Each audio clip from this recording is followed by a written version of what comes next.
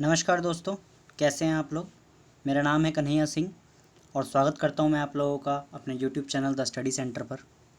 तो गाइस, इस चैनल के थ्रू मैं आज से एक नया इनिशिएटिव स्टार्ट कर रहा हूं, जो कि आपकी क्लास 6 से लेकर क्लास 12 तक की जितनी भी ह्यूमैनिटीज़ की बुक्स हैं, जिसमें आ जाती है आपकी हिस्ट्री, पॉलिटिकल साइंस जिसको आप सिविक्स बोलते हैं, ठीक है। इसके अलावा आपकी जियोग्राफी और इकोनॉमिक्स, इन चारों बुक्स को मैं कवर करूँगा बाईलिंगुअली, यानी इंग्लिश में आपका मैटर होगा, हिंदी में आपको डिस्क्रिप्टिव वे से मैं आपको समझाऊंगा। अगर आप इसको क्लासरूम पर्पस से देख रहे हैं तो भी आपको हेल्पफुल होंगी, अगर आप कॉम्पिटिटिव्स की पर्पस से देख रहे हैं तो भी आपके लिए बेनिफिशियल होगा। अब चाहे आप किसी भी एग्ज़ाम की तैयारी कर रहे हैं, यूपीएससी, सीएससी, स्टेट पीसीएस, या आप एसएससी, सीजीएल, सीएचएसएल, आरआरबी, या फिर एनटीपीसी, किसी भी एग्ज़ाम की तैयारी कर रहे हैं, आपको ये हेल्पफुल होने वाली हैं। तो आज जो मैं स्टार्ट कर रहा हूँ, क्लास 6 हिस्ट्री का chapter number 1, what, where, how and when, क्या, कहाँ, कैसे और कब। तो ये स्टार्ट मैं आज कर रहा हूँ और धीरे धीरे इसी तरीके से सारी वीडियोज़ हम लोग बनाएंगे। तो चलिए शुरू से शुरू करते हैं। तो इसमें एक लड़की है राशिदा, वो कहती है कि वो एक अखबार पढ़ रही है बैठकर, अचानक उसकी नज़र पड़ जाती है एक हेडलाइन के ऊपर। हेडलाइन के ऊपर क्या लिखा रहता है, 100 साल पहले, 100 साल पहले। तो उसको हैरानी होती है, भाई साहब किसी को कैसे पता लग सकता है कि 100 साल पहले क्या हुआ था, है ना। तो हमारे सामने यही क्वेश्चन है कि हमें कैसे पता लग सकता है कि 100 साल पहले क्या हुआ था। तो इसमें क्या लिखा है कि अगर जो हमको पता लगाना है कि कल क्या हुआ था, तो हम कैसे लगा सकते हैं, रेडियो पर देख लिया, टेलीविज़न पर देख लिया, या फिर कोई न्यूज़पेपर देख लिया, है ना। अगर हमें पता लगाना है कि पिछले साल क्या हुआ था, तो हम किसी से पूछ सकते हैं जिसको पिछले साल के बारे में कुछ याद हो। लेकिन अगर हमें पता लगाना है कि कई साल पहले क्या हुआ था, लॉन्ग लॉन्ग एगो, तो हम कैसे पता लगाएंगे। तो कह रहे हैं कि what can we know about the past, हम इतिहास के बारे में क्या पता लगा सकते हैं। तो इसमें है कि there are several things that we can find out, हम काफ़ी सारी चीज़ें पता लगा सकते हैं। जैसे व्हाट पीपल एट, लोग क्या खाते थे, व्हाट काइंड ऑफ क्लॉथ्स दे वोर, वो किस तरह के कपड़े पहना करते थे, the houses they live in, वो किस तरह के घरों में रहा करते थे। साथ ही साथ हम और क्या पता लगा सकते हैं कि वो क्या काम करते थे, वो हंटर थे, शिकारी थे, हर्डर्स यानी जानवर पाला करते थे, फार्मर यानी किसान थे, रूलर यानी राजा थे, मर्चेंट यानी व्यापारी थे, प्रीस्ट यानी पंडित मौलवी थे, क्राफ्ट पर्सन यानी किसी तरह का क्राफ्ट का काम किया करते थे, आर्टिस्ट कुछ बनाया करते थे, म्यूजिशियन गायक थे या साइंटिस्ट थे। हम ये भी पता लगा सकते हैं कि उनके बच्चे किस तरह की गेम्स खेला करते थे, वो किस तरह की कहानियाँ सुना करते थे, वो किस तरह के नाटक देखा करते थे, और वो किस तरह के गाने गाया करते थे। इन सबको हम पता लगा सकते हैं पुराने समय से। कैसे पता लगा सकते हैं वो हम आगे देखेंगे। वेयर डू पीपल लिव, उस समय लोग रहा कहाँ करते थे। तो इसमें कह रहा है कि find out the river Narmada on map 1। अब इसमें ना आपके सेकंड पेज पे देखिए, आप अगर ये मुझसे पढ़ रहे हैं तो सबसे पहले आपसे एक रिक्वेस्ट है कि साथ में अपनी ये बुक खोल कर रख लीजिए, ठीक है। क्लास 6 हिस्ट्री की बुक अपने सामने खोल के रख लीजिए, तो आपके लिए बहुत ज़्यादा बेनिफिशियल होगा, ठीक है। तो इसमें ये कह रहा है कि आप सबसे पहले नर्मदा रिवर को फाइंड आउट कीजिए। तो आप लोगों को दिखाई दे रही है यहाँ पर मैप पर नर्मदा रिवर, जी हाँ, ये रही, करीब सेंट्रल इंडिया में। तो नर्मदा रिवर को फाइंड आउट कीजिए। क्या है नर्मदा रिवर के पास, ये बताता है, देखिए। People here lived along the bank of this river several hundred years ago, करीब आज से सैकड़ों साल पहले, सेवरल 100,000 ईयर्स अगो, यानी लाखों साल पहले लोग यहाँ पर रहे। वो क्या करते थे, देवर स्किल्ड गैदरर्स, वो सामान इकट्ठा किया करते थे, यानी खाना इकट्ठा किया करते थे। उन्हें पता था कि प्लांट्स के अंदर, पेड़ों के अंदर जो वास्ट वेल्थ छुपी हुई है, फॉरेस्ट के अंदर जो कीमती चीज़ें छुपी हुई है, वो क्या क्या इकट्ठा करते थे, रूट्स, जड़ें, फ्रूट्स यानी फल फल वगैरह, और दूसरे फॉरेस्ट के प्रोड्यूसेस जैसे हर्ब्स, जड़ी बूटियाँ हो गई, ये सब इकट्ठा किया करते थे। दे आल्सो हंटेड एनिमल्स, वो जानवरों का शिकार भी किया करते थे। इसके बाद find out Sulaiman and Kirthar hills in the north west. ये देखिए, आप अगर इंडिया के नॉर्थ वेस्ट में देखें तो आपको यहाँ सुलेमान और किरथर पहाड़ियाँ नज़र में आ रही हैं, ठीक है। अब आप कहेंगे ये कैसे है कि नॉर्थ वेस्ट कैसे हुआ है, ये मैं आपको बता देता हूँ। देखिए, इंडिया की जो ये वाली डायरेक्शन है ना, ये नॉर्थ की डायरेक्शन है, आप सभी जानते हैं, Himalayas are in the north. नीचे आपका साउथ है ना, ये साउथ वाला एरिया हो गया आपका। देखिए मैं थोड़ा सा, जो आपका इंडिया का सबसे टॉप मोस्ट एरिया है ये नॉर्थ हो गया, ये वाला एरिया आपका हो गया साउथ, ये है हमारा ईस्ट, ये है हमारा वेस्ट। हमें कहाँ देखना है, नॉर्थ वेस्ट में, यानी इस वाले एरिया में, है ना। तो आपको यहाँ दिख रहा है सुलेमान और किरथर, जी हाँ बिल्कुल दिख रही हैं, सुलेमान और किरथर की पहाड़ियाँ। तो क्या कह रहा है सुलेमान और किरथर की पहाड़ियाँ, some of these areas where women and man first began to grow crop such as wheat and barley. सबसे पहले यहाँ पे किस चीज़ की खेती शुरू हुई? गेहूं और जौ की। कितने साल पहले? करीब 8,000 साल पहले। ठीक है। लोगों ने जानवर पालना शुरू किए, जिसमें कि भेड़ थी, बकरियां थी और अन्य कैटल थे, यानी गाय भैंस मवेशी वगैरह। ठीक है। इसके अलावा कह रहे हैं कि आप लोकेट कीजिए गारो हिल्स नॉर्थ ईस्ट में और विंध्याज सेंट्रल इंडिया में। जी बिल्कुल करते हैं। तो यहाँ पे आपको नज़र में आ रही है गारो हिल्स नॉर्थ ईस्ट में और विंध्याज पर्वतमाला आपको नज़र में आ रही है सेंट्रल इंडिया में। क्या है भैया यहाँ पर? तो these were some of the other areas where, ये वो कुछ एरियाज थे जहाँ पर एग्रीकल्चर डेवलप, जहाँ पे एग्रीकल्चर की शुरुआत हुई। The places where rice was first grown, ये इंपॉर्टेंट बात है। तो सबसे पहले चावल कहाँ पे उगाया गया है? North of the Vindhyas, Vindhyas पर्वतमाला के उत्तर दिशा में। यानी अगर यहाँ पे जो आपको विंध्याज पर्वतमाला नज़र आ रही है ना, ये वाली आपको जो विंध्याज नज़र में आ रही है, इस विंध्याज के उत्तर में नॉर्थ साइड, इस साइड यहाँ पर थोड़ा सा जो है चावल सबसे पहले उगाया गया था हिस्ट्री में। ठीक है, आगे देखिए। आगे कह रहा है कि trace the river Indus and its tributaries. Tributaries are small river that flow into a large river. तो सबसे पहले तो इंडस रिवर देखिए, इंडस रिवर कहाँ पर है अपनी? ठीक है, इंडस रिवर देखिए और उसकी ट्रिब्यूटरीज देखिए, आपको नज़र में आ रही है यहाँ पे इंडस रिवर। ठीक है, जो आज के टाइम पाकिस्तान में है। ठीक है, इसकी ट्रिब्यूटरीज आपको नज़र में आ रही हैं, झेलम, चिनाब, रावी, सतलुज, ब्यास। थोड़ा सा जूम कर देता हूँ मैं, ये देखिए इंडस रिवर हो गई यहाँ पर। इसके बाद ये झेलम जा रही है, चिनाब जा रही है, रावी जा रही है, ब्यास जा रही है और सतलुज जा रही है। ये सारी जगह किस में मिल रही हैं? अल्टीमेटली इंडस रिवर के अंदर। तो ये क्या है? इसकी ट्रिब्यूटरीज। ट्रिब्यूटरीज वो छोटी छोटी नदियाँ होती है जो जाकर एक बड़ी नदी में मिल जाती हैं। ठीक है, तो क्या कह रहा है इस इंडस और इस रिवर्स के बारे में? अबाउट 47 ईयर्स एगो, करीब आज से 4700 साल पहले यहाँ पर अर्लीस्ट सिटीज़ फ्लोरिश, सबसे नए जो शहर थे वो यहाँ पर आना शुरू हुए। तो आप लोग कमेंट सेक्शन में मुझे बताएंगे कि कौन से वो सबसे पहले शहर थे जो इंडस रिवर के किनारे बसे, सिंधु नदी के किनारे कौन से शहर बसे, वो आपने मुझे बताना है कमेंट सेक्शन में। इसके बाद करीब आज से 2500 साल पहले रिवर गंगा की और इसकी ट्रिब्यूटरीज देखिए, इसके सी कोस्ट के आसपास जो है 2500 साल पहले शहर बसे। तो गंगा नदी आपको नज़र में आ रही है, देखिए गंगा नदी दिख रही है ना, और इसकी ट्रिब्यूटरीज देखिए, सोन हो गई, चंबल हो गई, यमुना हो गई, और ये देखिए यहाँ से छोटी छोटी नदियाँ आ रही है, ये सारी गंगा की ट्रिब्यूटरीज हैं। ठीक है, तो यहाँ पे शहर कितने समय पहले बसना शुरू हुए थे? आज से करीब 2500 साल पहले। इसके बाद कह रहा है locate the Ganga and tributaries, वो हमने कर लिया है। ठीक है, अच्छा यहाँ पे साइड में कुछ दे रखा है, पहले ये पढ़ लेते हैं। Facing page, this is the map of south Asia. जो आपको ऊपर मैप दिखाई दे रहा है ना, मैप 1, वो साउथ एशिया का मैप है। उसमें कौन कौन सी कंट्रीज़ आ रही है?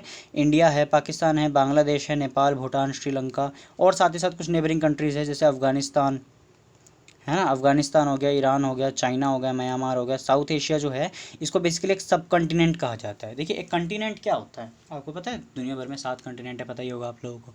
तो इसमें सब कॉन्टिनेंट क्या है? एक कॉन्टिनेंट के अंदर एक छोटा कॉन्टिनेंट, ये क्या है? स्मॉलर देन ए कॉन्टिनेंट, यानी एक कॉन्टिनेंट से तो छोटा है but it is very large, लेकिन है बहुत बड़ा। ठीक है, कॉन्टिनेंट से छोटा है बट अल्टीमेटली बहुत बड़ा है। ठीक है, तो it is separated by rest of the Asia by, ये जो बाकी एशिया है उससे किससे सेपरेट हो रखा है? हिल्स से, सी से और माउंटेन से। आप देखिए ना, अगर मैं देखूं इस मैप के अंदर में, आप देखिए जो ये वाला एरिया ना बाकी पूरे एशिया से सेपरेटेड है। कैसे सेपरेटेड है?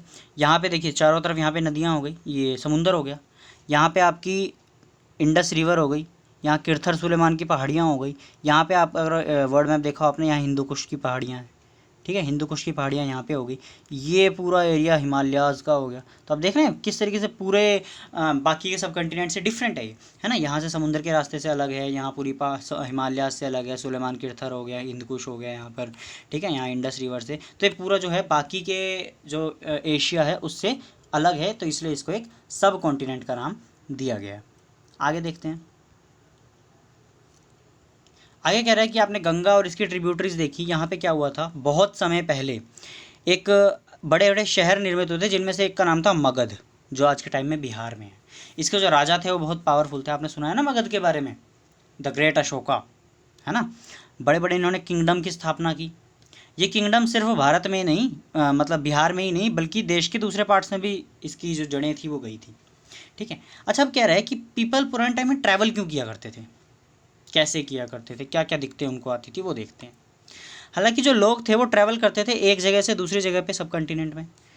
वहाँ पे हिल्स आती थी, बड़े बड़े पहाड़ आया करते थे, जैसे हिमालयाज़ है, डेजर्ट्स आते थे बीच में, आपको पता है ना राजस्थान में थार डेजर्ट, ठीक है। नदियाँ आया करती थी, समुंदर आया करते थे, जिससे क्या होती थी, इनकी जो जर्नी होती थी वो बड़ी डेंजरस हो जाती थी, ठीक है। लेकिन इनकी जर्नी डेंजरस होती थी लेकिन कभी इम्पॉसिबल नहीं हुई, कहते हैं ना जहाँ चाह वहाँ रहा। तो लोगों ने वहाँ से आना शुरू किया, इनकी जर्नी जो थी कभी इम्पॉसिबल नहीं हुई। आगे क्या कह रहे हैं, ठीक है। तो लोगों ने क्या शुरू किया करना, जर्नी करनी शुरू की, मैन और वुमेन, औरत और आदमी घूमे, किस किस वजह से घूमे अब वो बताएगा। कहता है कि लिवलीहुड के लिए, खाने पीने के लिए, escape from natural disaster like flood and drought, जहाँ बाढ़ आ गई वहाँ से सूखी जगह पर जाएंगे, जहाँ पे ड्रफ आ गया वहाँ से उस जगह पे जाएंगे जहाँ पे पानी मिल जाए, ठीक है। लोग आदमी क्या करते थे कि आर्मीज़ में मार्च किया करते थे, पूरी की पूरी आर्मी बनाकर दूसरों की जगहों को, लैंड को कैप्चर करते हुए। व्यापारी लोग जो थे वो कारवाओं में चलते थे, बड़े बड़े शिप्स में चला करते थे, अपने साथ वैल्यूएबल गुड्स लेकर चलते थे एक जगह से दूसरी जगह पर। जो रिलीजियस टीचर थे, पंडित मौलवी वगैरह थे, वो एक गांव से दूसरे गांव जाया करते थे, एक शहर से दूसरे शहर जाया करते थे, क्या अपने कुछ इंस्ट्रक्शन दिया करते थे, अपने धर्म के बारे में लोगों को एडवाइस दिया करते थे। साथ ही साथ कुछ लोग जो थे वो किस वजह से घूमा करते थे, some people perhaps travel driven by the spirit of adventure, इन नई नई चीज़ों को ढूंढने के लिए, नई नई चीज़ों को देखने के लिए, discover new and exciting places को देखने के लिए एक जगह से दूसरी जगह पर लोगों ने घूमना शुरू किया। इससे क्या हुआ, शेयरिंग ऑफ आइडियाज़ हुए। हम जो इंडियन सब कॉन्टिनेंट के लोग थे उन्हें विदेशी और वेस्टर्न कल्चर के बारे में पता लगा, और जो वेस्ट के लोग थे उन्हें इंडियन कल्चर के बारे में पता लगा, है ना। अब इसमें एक छोटा सा क्वेश्चन भी पूछ रखा है इसने कि why do people travel nowadays, आजकल लोग क्यों ट्रैवल करते हैं। तो क्यों ट्रैवल करते हैं हम लोग, बस वही रीजंस हैं हमारे भी जो पुराने समय में रहा करते थे, है ना। आजकल भी हम लोग जो है गांव से लोग जो हैं शहरों की तरफ पलायन करते हैं, माइग्रेट करते हैं, ट्रैवल ट्रैवल करते हैं ताकि अच्छी नौकरी मिल सके, खाने पीने का, रहने की अच्छी जगह मिल सके। लोग जो है प्रीचिंग के लिए आज भी ट्रैवल करते हैं, अपने धर्म का प्रचार प्रसार करने के लिए आज भी ट्रैवल करते हैं, और जो भी रीजन्स ऊपर दे रखे हैं सभी के लिए आज भी लोग ट्रैवल करते हैं। अब कह रहे भैया मैप एक वन पर एक बार दोबारा से नज़र डालो, ठीक है। यहाँ पे क्या दिखाएगा आपको, हिल्स हैं यानी पहाड़ियाँ हैं, पहाड़ हैं, समुंदर हैं, वो जो है नेचुरल फ्रंटियर का काम कर रहा है, यानी जो हमारा इंडियन सब कंटिनेंट है इसके लिए एक प्राकृतिक सीमा का काम कर रहा है, भगवान की बनाई हुई एक सीमा सी बनी हुई है यहाँ पे जिस पे कोई आ नहीं सकता। It was difficult to cross this frontiers, इन फ्रंटियर्स को क्रॉस कर पाना बहुत मुश्किल था, लेकिन जिन्होंने चाहा उन्होंने कर दिया। उन्होंने समुंदर क्रॉस कर लिए, उन्होंने पूरे के पूरे पहाड़ नाप दिए, यानी पहाड़ पूरे क्रॉस कर दिए, ठीक है।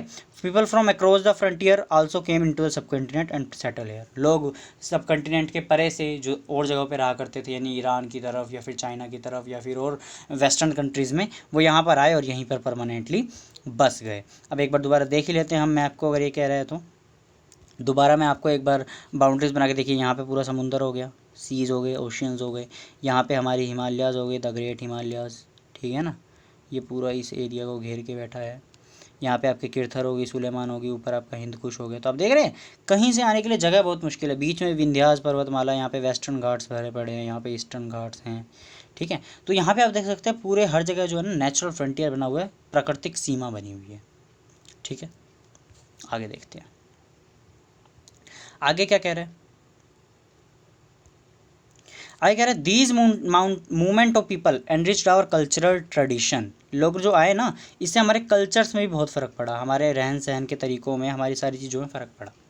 People have shared new ways of carving stone, नए नए तरीके पता लगे कैसे पत्थरों को खुदाई की जाए, पत्थरों में लिखा जाए, कुछ कार्व किया जाए, म्यूज़िक कैसे बनाया जाए, खाना कैसे बनाया जाए, इसके नए नए तरीके सामने आए पिछले कई सौ सालों में, है ना। अगर आज के टाइम में आप जो पिज़्ज़ा खाते हैं वो इंडियन डिश थोड़े है, वो इटली की डिश है, तो कैसे आई होगी। इटली का कोई पर्सन आया होगा, उसने यहाँ पे पका के दिखाया होगा, या वो वहाँ से लेकर आया होगा। इस तरीके से जो है इन फूड आइटम्स और म्यूज़िक वगैरह के बारे में हम लोगों को पता लगता है, ठीक। नेम ऑफ द लैंड, इन जो ये कंटिनेंट हमारा है भारत, हमारा प्यारा भारत, इसका नाम भारत या इंडिया कैसे पड़ा वो हम देखते हैं। Two words are often use for our country, that is India and Bharat, हमारे देश के लिए दो वर्ड का प्रयोग किया जाता है, इंडिया और भारत का। जो पहला वर्ड है इंडिया, वो कहाँ से आता है, वो आया है इंडस, जो कि जिसको कि संस्कृत में आप कहते हैं सिंधु। इंडस पता है ना आपको, इंडस रिवर है जो सिंधु नदी जिसको आप बोलते हैं, ठीक है। ये संस्कृत का वर्ड है सिंधु, और वैसे इसका नाम है इंडस, ठीक है। अब आप ईरान और ग्रीस को फाइंड कीजिए अपने एटलस में। देखिए मैं मैप दिखाता हूँ आपको, ये देखिए ये देखिए, ये आपको दिखाई दे रहा है ना वर्ल्ड का मैप, इसमें आपको यहाँ पे दिखाई दे रहा है हमारा प्यारा भारत। ठीक है, अब ये आपका भारत हो गया। ठीक है, इसके बाद यहाँ पे आपको पाकिस्तान है, फिर अफ़गानिस्तान है, यहाँ पे आपको ईरान नज़र आ रहा है। ठीक है, ईरान से अगर आप थोड़ा सा और आगे चले जाएंगे, आप यूरोप में चले जाइए, ये रहा ग्रीस, दिखाई दे रहा है आपको। ठीक है ना, तो ईरान और ग्रीस से जो लोग आए थे उन्होंने हमारे देश को क्या नाम दिया वो देखते हैं।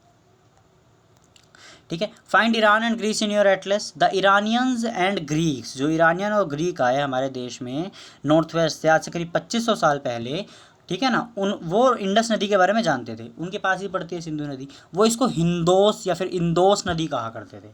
ठीक है, और जो इस नदी के आसपास लोग रहने लगे उन्होंने इन लोगों को क्या कहना शुरू कर दिया, इंडिया कहना शुरू कर दिया। ठीक है, जो इस इंदोस या फिर हिंदोस नदी के ईस्ट में रहा करते थे उसको इन्होंने, उन लोगों को इन्होंने कहा इंडिया। तो इंडिया आप लोगों को समझ में आएगा कैसे आया इंडिया नाम। तो इंडिया जो है इंडस नदी से आया है। जो ग्रीक और ईरानियन लोग थे 2500 साल पहले जो भारत में आए थे नॉर्थ ईस्ट से, उन्होंने इसको नाम दिया इंडस। वो इंडस नदी के बारे में जानते थे इसलिए वो इसको हिंदोस या इंदोस कहा करते थे, और जो इस नदी के ईस्ट में रहने वाले लोग थे इसको इन्होंने इंडिया नाम दिया। तो इंडिया नाम तो लोग के मन में एक मिथोलॉजी है ना कि अंग्रेज़ों ने हमें नाम दिया था इंडिया, तो ऐसा कुछ भी नहीं है। इंडिया नाम आज से 2500 साल पहले भारत को दिया जा चुका है। ठीक है, अब जो हमारा मेन नाम है भारत का, भारता, वो कैसे आया? तो इसके लिए क्या है कि ये किन लोगों द्वारा प्रयोग किया जाता है? जो नॉर्थ वेस्ट में रहते हैं। और इसके बारे में कहाँ लिखा हुआ है? ऋग्वेदा में, सबसे पुराना वेद है ना दुनिया का, ऋग्वेद, उसमें लिखा हुआ है कि जो लोग भारत के नॉर्थ वेस्ट में रहे, तो नॉर्थ वेस्ट में कौन कौन से लोग रह रहे हैं आप बता सकते हैं? आप कमेंट सेक्शन में बताइए, मैं बता देता हूँ आपको। जो आपकी हरियाणा, पंजाब, दिल्ली, ये वाले जो पर्सन है, और साथ ही साथ आपके नॉर्दर्न राजस्थान, वेस्टर्न यूपी, ये जो एरिया है, ऋग्वेदा में इन लोगों को क्या कहा गया है? भारता, भारता के लोग कहा गया। लेटर बाद में क्या हुआ है कि इसका नाम जो है पूरी कंट्री के लिए ले लिया गया। हाँ, एक और चीज़ देखिए कि आज से 3500 साल पहले जो है आपकी ऋग्वेदा लिखा गया था। आगे देखते हैं, तो finding out about the past, इतिहास के बारे में और चीज़ें देखते हैं। तो there are several ways of finding out about the past. इतिहास के बारे में पढ़ने के लिए हमारे पास बहुत सारी चीज़ें हैं, जिनमें से एक चीज़ क्या है, जो पुरानी किताबें हैं, हम पुरानी किताबें पढ़ लें जो कई साल पहले लिखी गई हैं। इन किताबों को कहा जाता था मैन्यूस्क्रिप्ट्स। ठीक है, मेन्यू वर्ड कहाँ से आया है? लैटिन वर्ड मेन्यू से आया, जिसका मतलब होता है हैंड, और स्क्रिप्ट का मतलब लिपि होता है ना, हाथ से लिखी गई लिपि। तो ये किसके ऊपर लिखा जाता है? बेसिकली पाम लीफ, यानी ताड़ के पेड़ के पत्ते के ऊपर लिखा जाता था। ठीक है, ये कैसे बनाई जाती थी? या फिर ताड़ के पेड़ के पत्ते के ऊपर लिखा जाता था, या फिर एक स्पेशल ट्री होता है इसके लिए, जिसको जो कि है ट्री ऑफ बर्च, यानी बुर्ज का पेड़ जिसको कहा जाता है, उसकी छाल के ऊपर, उसकी बार्क के ऊपर, ये हिमालयाज़ में पाया जाता है पेड़, तो इसकी छाल को उतार कर उसके पतले पतले लेयर्स बनाकर उसके ऊपर लिखा जाता था। आप यहाँ पे देख पा रहे हैं ना, आपको यहाँ पे जो दे रखा है, देखिए साइड में लिखा हुआ है आपके लिए कि ये page from the palm leave, यानी ताड़ के पत्ते का एक पेज है, एक मैन्यूस्क्रिप्ट का। ये मैन्यूस्क्रिप्ट लिखी गई थी आज से लगभग 1000 साल पहले। जो पाम के पत्ते थे उनको कागजों की शेप में काट दिया जाता, फिर उन्हें एक साथ बांध दिया जाता था बुक की शेप में। ठीक है ना, इसका अगर आपको मैन्यूस्क्रिप्ट देखना है पेज नंबर 37 आपकी बुक पे हम लेटर ऑन देखेंगे। ठीक है, आगे देखिए। ठीक है, तो इसमें लिखा है कि over the years many manuscripts were eaten by insect, some were destroyed, कुछ तो खत्म हो गए बट मैनी हैव सर्वाइव्ड, लेकिन कुछ कुछ बच भी गए। जो बच गए वो कैसे हैं, वो कहाँ पर है? वो या तो मंदिरों में पड़े हैं या फिर मोनेस्ट्रीज यानी कि बौद्ध मठों में, जो भगवान बुद्ध के मठ थे उसमें पड़े हुए हैं। ठीक है, संभाल के रखे गए हैं, मतलब प्रेजर्व करके रखे गए हैं। ठीक है, तो इसमें किन सब्जेक्ट्स के ऊपर हैं book? Religious belief and practices, यानी कि धार्मिक किताबें हैं ये। लाइव्स ऑफ किंग, राजाओं की ज़िंदगी कैसी हुआ करती थी। मेडिसिन, दवाइयाँ, साइंस, आपके विज्ञान के बारे में। इसके अलावा यहाँ पर कुछ छोटी कहानियाँ हैं, पोएम्स हैं, नाटक वगैरह है। कुछ जो है इसमें संस्कृत भाषा में लिखे गए हैं, अन्य जो है प्राकृत भाषा में लिखे गए हैं। प्राकृत भाषा कौन सी होती है? जो आम बोलचाल की भाषा होती है ना, लोगों द्वारा प्रयोग की जाती है। अगर आप कभी नॉर्थ इंडिया में आए हैं या आप नॉर्थ इंडिया में रहते हैं तो आपने यहाँ पे जो लोकल लैंग्वेज है वैसे हिंदी है, लेकिन हिंदी की यहाँ पे काफ़ी सारी डायलेक्ट्स हैं, है ना। आप थोड़ा सा वेस्टर्न यूपी में चले जाइए, वहाँ पे हिंदी थोड़ी डिफरेंट है, हरियाणा में हिंदी थोड़ी डिफरेंट है, दिल्ली की हिंदी थोड़ी डिफरेंट है। तो ये क्या है? प्राकृत भाषा है। तो ये प्राकृत में मिले हैं आपको, संस्कृत में मिले हैं, और तमिल भाषा में भी हमें कुछ मैन्यूस्क्रिप्ट्स मिले हैं। अच्छा, एक मैन्यूस्क्रिप्ट्स के साथ एक और टर्म साथ में एक और चीज़ मिली है जिसका नाम दिया गया है इंस्क्रिप्शन, जिसको आप हिंदी में कहते हैं अभिलेख। ठीक है, ये क्या है, रिलेटिवली हार्ड सरफेस पे लिखे गए हैं, थोड़े हार्ड स्ट्रॉन्ग सरफेस पे, जैसे पत्थर के ऊपर या किसी मेटल के ऊपर।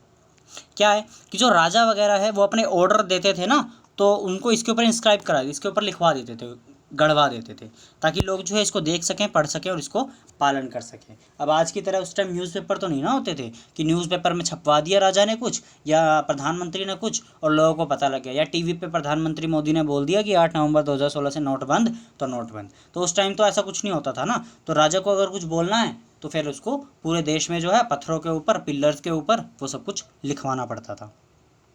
तो कुछ और इंस्क्रिप्शंस भी मिले हैं, किस बारे में, लोग आदमी और औरतों के बारे में। ये आदमी औरत किसी आम लोगों के बारे में नहीं, राजा रानियों के बारे में बेसिकली। ठीक है, वो क्या करते थे, कैसे रहते थे, कहाँ रहते थे। राजाओं के बारे में क्या है, उन्होंने कौन कौन से युद्ध जीते। कोई राजा किसी को जीत के आ गया, कोई अब मान लीजिए उस समय जो मैसूर का राजा था उसने हैदराबाद पे हमला कर दिया, हैदराबाद का कुछ एरिया जीत लिया, तो उसने इंस्क्रिप्शन खुदवा दिया कि देखिए ऐसे महाराजा धीराज टीपू सुल्तान ने जो है हैदराबाद के निज़ाम को हराकर इतना एरिया जो है अपने अंदर ले लिया है, तो ये अपने अंदर कवर कर लिया है। ये सारी चीज़ें हुआ करती थी।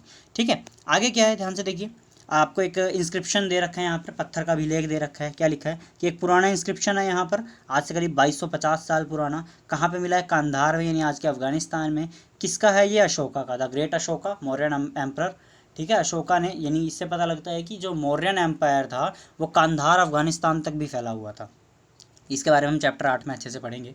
ठीक है, आगे क्या कह रहा है इसके अंदर वो देखिए कि व्हेन वी राइट एनीथिंग वो यूज़ स्क्रिप्ट। जब भी हमें कुछ लिखना होता है तो हम लिपि का प्रयोग करते हैं ना, स्क्रिप्ट का प्रयोग करते हैं। ठीक है, तो स्क्रिप्ट में क्या होता है, हम स्क्रिप्ट का प्रयोग करते हैं। स्क्रिप्ट में होते हैं कुछ लेटर्स, कुछ साइंस वगैरह, है ना, कुछ लेटर, कुछ साइन वगैरह होते हैं। ठीक है, लेकिन जब हम इसको पढ़ते हैं, ठीक है, या बोलते हैं, लिखते हैं, तो हम एक लैंग्वेज का प्रयोग करते हैं।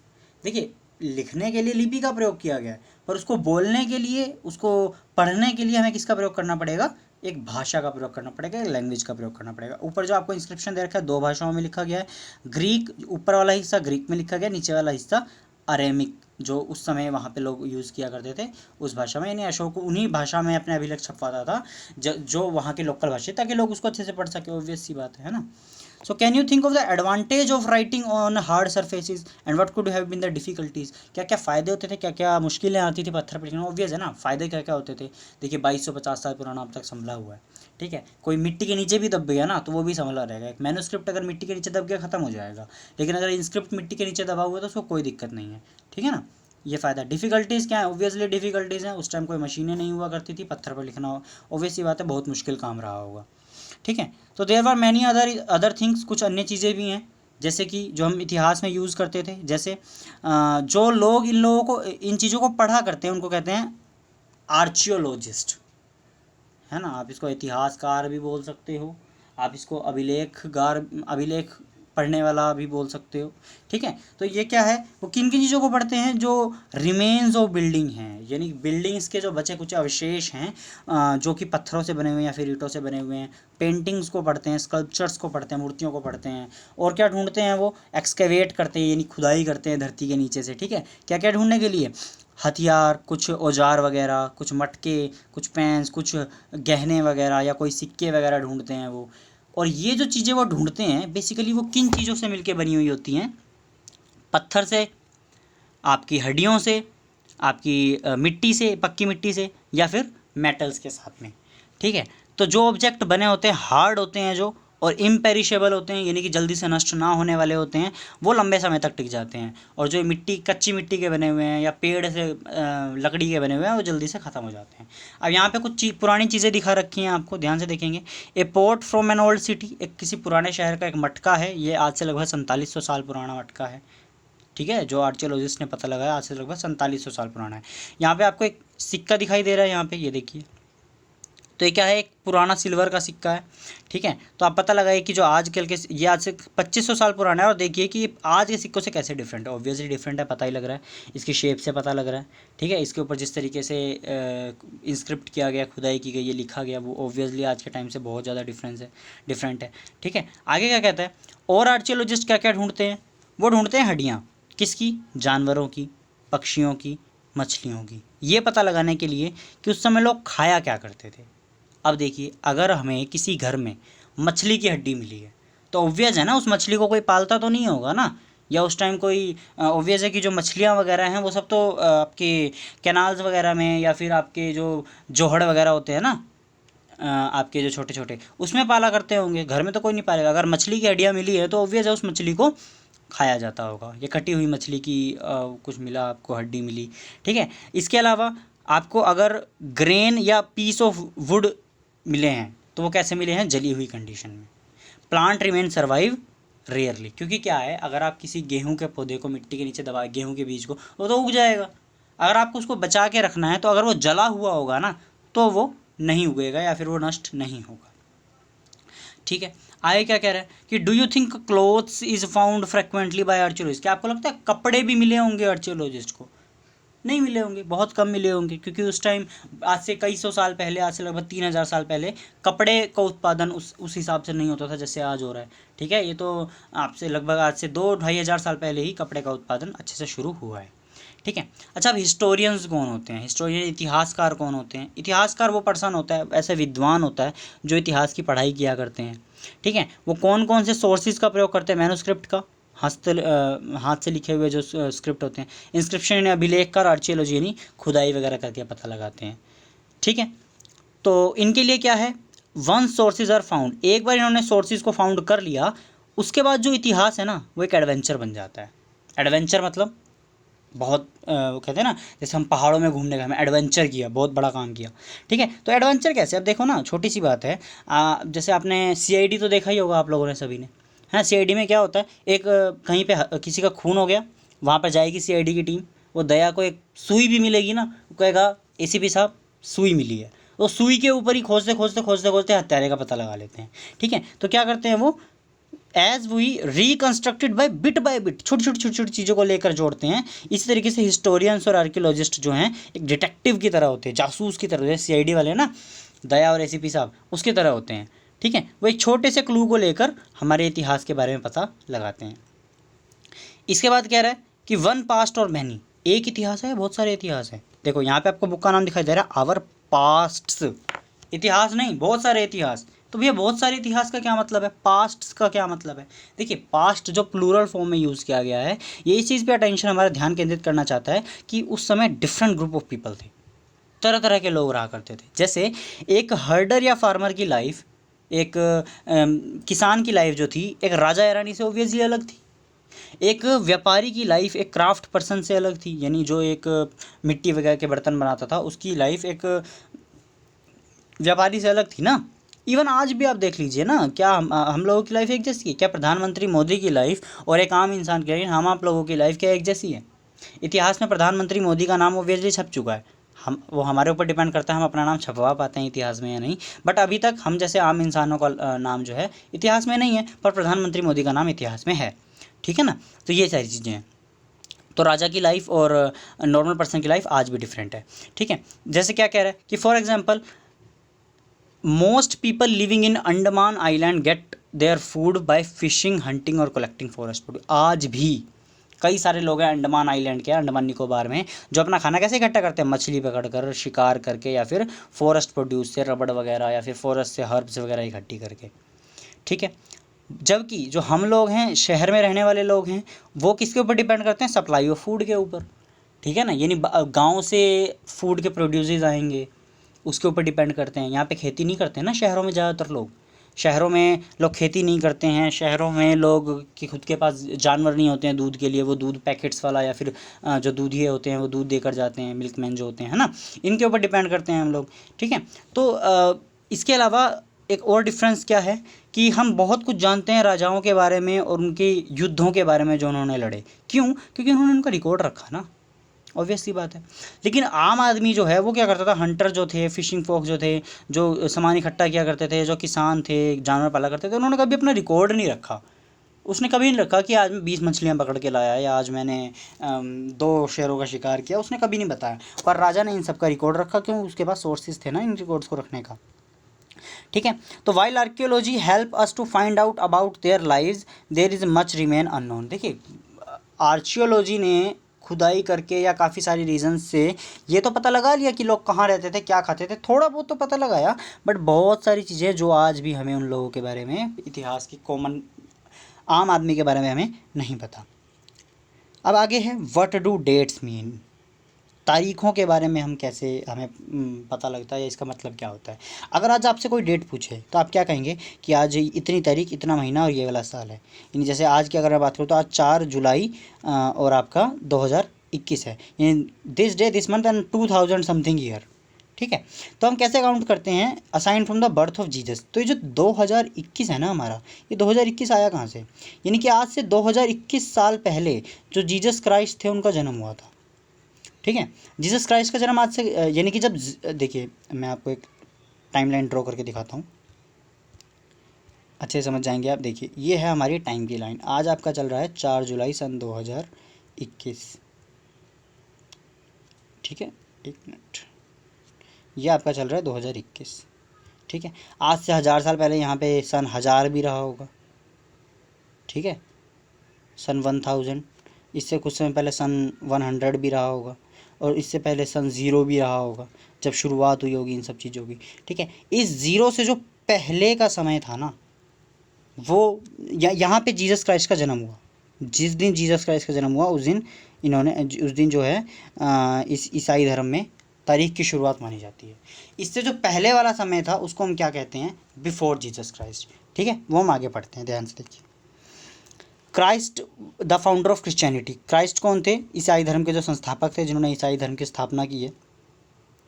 ठीक है, तो 2000 साल का मतलब क्या है कि आज जो है क्रिस्ट को जन्म हुए 2000 साल हो चुके हैं। तो आज कितने साल, आज क्रिस्ट को जन्म में लगभग 2021 साल हो चुके हैं। ठीक है, और बीसी का मतलब क्या है, बिफोर क्राइस्ट, यानी क्राइस्ट के जन्म से पहले। अगर मैं कहूँ ना 500 बीसी, 500 बीसी का क्या मतलब है कि क्राइस्ट के जन्म से 500 साल पहले। ठीक है ना, आगे देखिए। लेकिन इस किताब में हम क्या करेंगे, 2000 को हमारे स्टार्टिंग पॉइंट के तौर पे लेंगे, यानी हम यही मानेंगे कि अभी सन 2000 चल रहा है, हम 2021 कंसीडर नहीं करेंगे, हम ये मानेंगे 2000 चल रहा है। यानी अगर मैंने आपको कहा ना 2500 साल पहले, 2500 साल पहले का मतलब है 2000 ये वाले, 2000 जीसस क्राइस्ट के जन्म के बाद वाले, और 500 साल उससे पहले, यानी मैं 500 बीसी की बात कर रहा हूँ। ठीक है, 2500 साल पहले का मतलब। आगे देखिए, अब ये बीसी और एडी के अगर आप लोग कंफ्यूज हो रहे हैं तो मैं आपको यहाँ पे बताता हूँ, ध्यान से देखिए। लेटर विद डेट्स, यानी डेट्स के साथ कौन कौन से लेटर जुड़े हुए हैं।